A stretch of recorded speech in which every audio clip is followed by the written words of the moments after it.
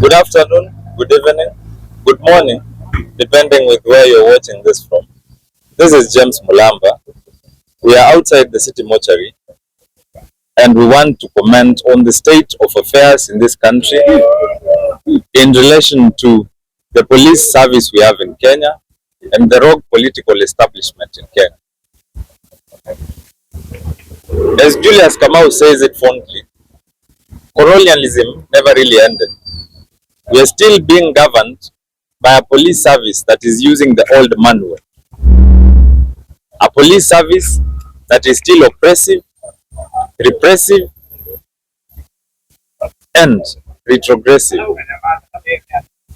We wonder what kind of training our police officers go through pale Kiganjo, because it appears there's a problem with that syllabus. Maybe we've been focusing on the wrong syllabus. We are obsessed about the CBC. Perhaps we should be obsessed about the police training syllabus. There is something quite unhinged about the training of police officers in this country. It does not make sense to us that every other profession is very humane in this country. Doctors are humane, teachers are humane, lawyers are humane, engineers are humane. But the police service and the police system we have in Kenya is full of crooks. I am not trying to denigrate them, but most of our police officers are belligerent. They are always looking for a reason to antagonize the Kenyan people. They are always looking for the best reason to extort a bribe from you. They are always looking for the best reason to instill fear in you as a Kenyan citizen. This is untenable. Going forward, we need to have a better police system because the problem is endemic and systemic. It has been perpetuated from one regime to another. There have been killer squads in the police system in Kenya. From the time of Moi to Kenyatta's era, to this very day, there still exists a killer squad that targets some of us. Myself, I am a walking target. I have been warned severally. You would wonder, just by being critical. Being a strong dissenter of this government is almost a death warrant in this country. And that is unsustainable. I wonder what syllabus these police officers are taken through at Kiganjo, because it appears that syllabus clearly misses out on chapter 4 on the Bill of Rights. And they are converted into animals. Yes, they are animals. Not all police officers in Kenya are animals, but a majority of them are animals. They see some of us and they see enemies.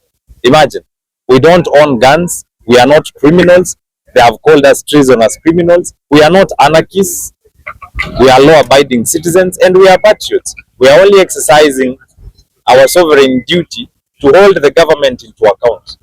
And that appears to be a crime in this country. So I have started by saying we need to reform the police service in Kenya. It is merely a service by name. Majorly it is a force that has been weaponized and politicized, and it is being used perennially from one regime to another to suffocate and to stifle dissent in this country. No citizen should have to check over their shoulder as they walk in the streets of Nairobi or in the other counties in this country. No citizen whatsoever. To re-establish a rapprochement between the citizens and the police service, we need to institute police reforms that cut across all the sectors that are affiliated to the police service, from the NIS to the DCI to the police service itself.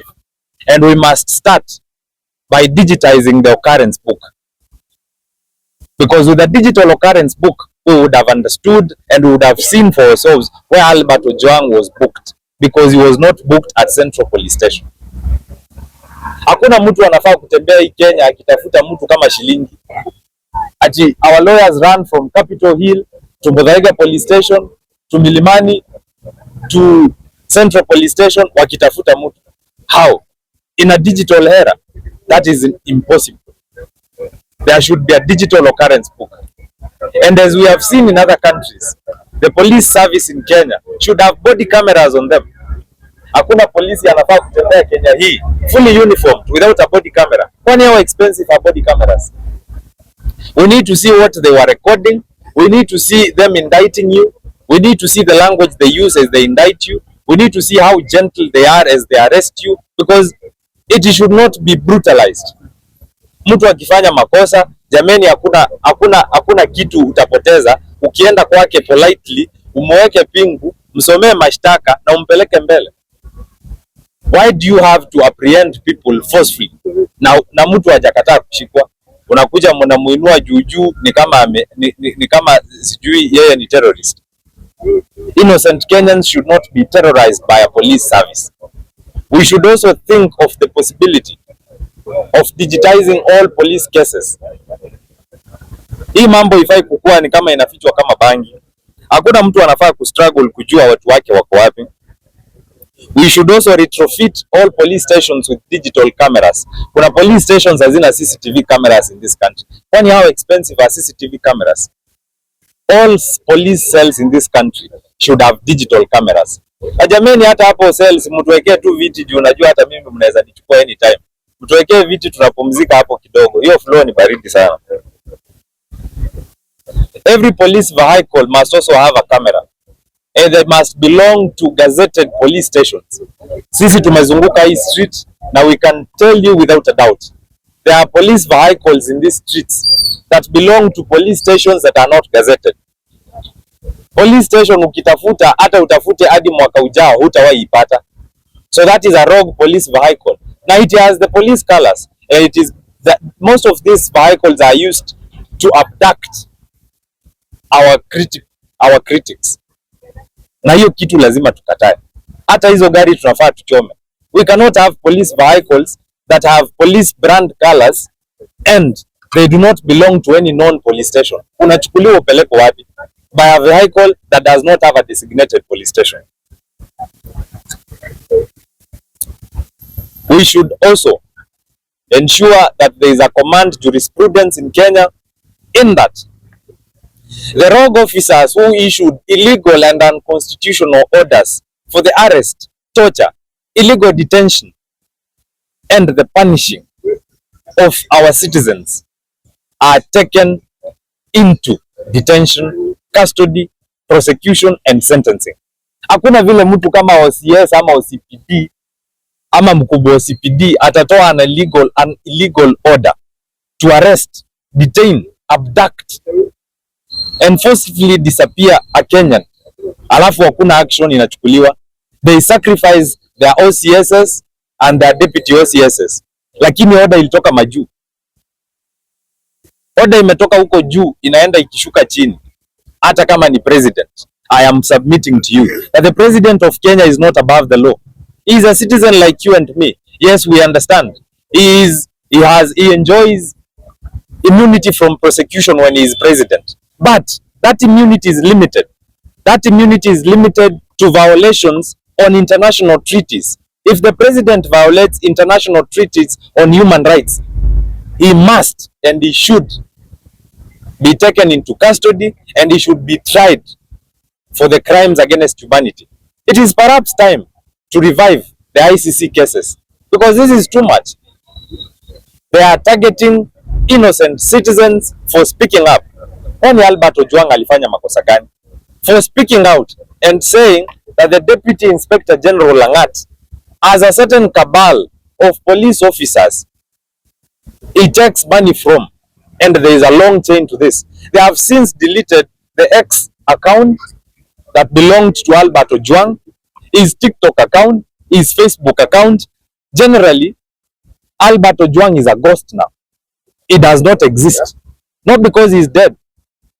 That is one. Secondly, they have deleted all his social media accounts. Why? And they still did not book him at Central Police Station. Does that not point to sinister motives?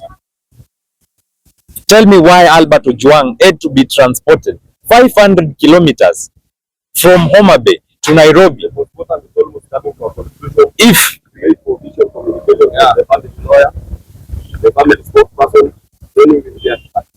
have we discussed? So as I was saying, it has been normalized the police brutality in this country has been normalized for decades now.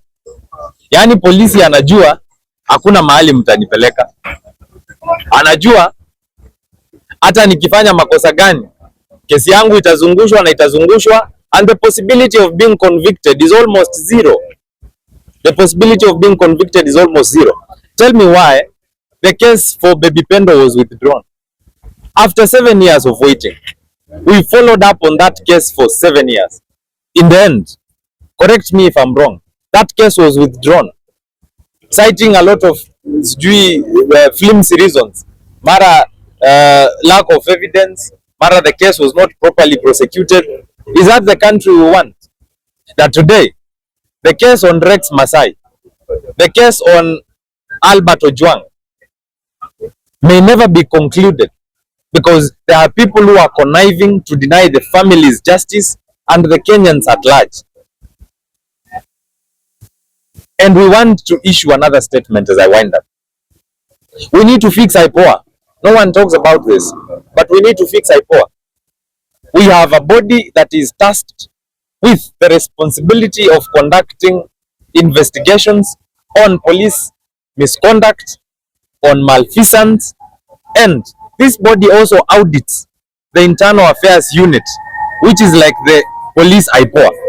So IPOA has jurisprudence, I mean it has authority over the police service, including the disciplinary committee of the police service. That is a very powerful body. But it appears it is another toothless bulldog. Why? It is intentionally underfunded because the NIS itself has a budget bigger than the IPOA. And the NIS has a budget bigger than the judiciary. It is intentionally, IPOA is intentionally underfunded because they do not want it to perform as per its constitutional mandate. And they do not want to expand its powers because it must have the power to prosecute, if not, the power to prefer punishment to some of these police officers. The IPOA is like the Senate. The Senate in Kenya is an investigative body that oversights the county governments but cannot prosecute governors. It can only prefer prosecutions to the DPP. Beyond that, the Senate is a loudmouth. Ni watu wa kupiga kelele. Na IPOA ni body ya kupiga kelele. Because if they cannot take action beyond identifying the evidence and knowing the background of the case, then why do we need them? The DPP and the DCI, I mean the DCI can carry out investigations on police misconduct.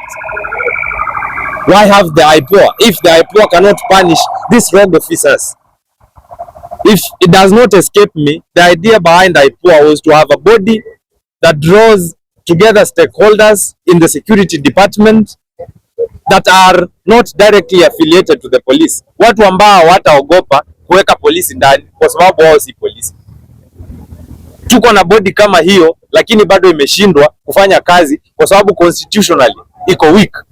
Haijapewa mandate ya kuprosecute ama kuweka punishment kwa polisi.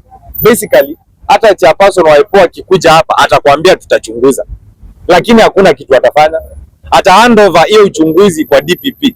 What if the DPP does not have the interest to prosecute to finality a fellow state officer? Because the DPP and the police officers are all state officers. The IPOA cannot punish officers.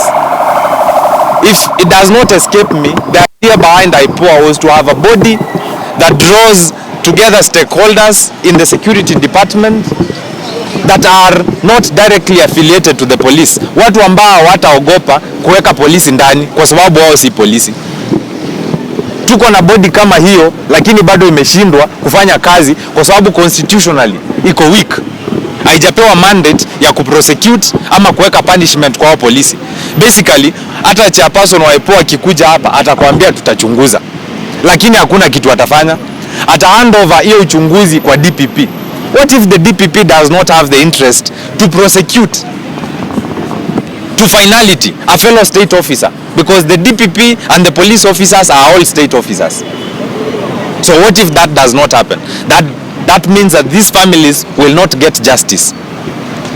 Is that the country we want? Basically, we are all wasting time. Nikimalizia na mambo ya siasa kidogo. Kuna watu wanazunguka Kenya hii wanajiita opposition. Nyinyi mnawajua. Wanawaambia hi cousins, sijui ujinga gani. Sasa hiyo miaka yote Wakamba na Wagikuyu wameishi side by side. The administrations of Kikuyu presidents have been sidelining the eastern region, including our good brothers from the northeastern region. Sasa saa hii ndio wanakumbuka watu wa northeastern na watu wa eastern wote ni cousins. They have not developed the eastern region, they have underdeveloped the northeastern region, lakini leo wanataka kuwaita high cousins. Hiyo upuzi tumekataa. I want to say it categorically here that the opposition led by Kina Gachagua, Kalonzo and Wamalwa are not going to help us. They are not interested in helping us. Wao wako kipindi na wako siasa. And to make it clear, let me ask you a simple question. Why is no one discussing the impeachment of William Ruto? Because William Ruto is not above the law. He is impeachable. They called me here. Hata atuongelee postmortem. Are we discussing the autopsy? Wewe umesikia the discussion? Is it about the autopsy?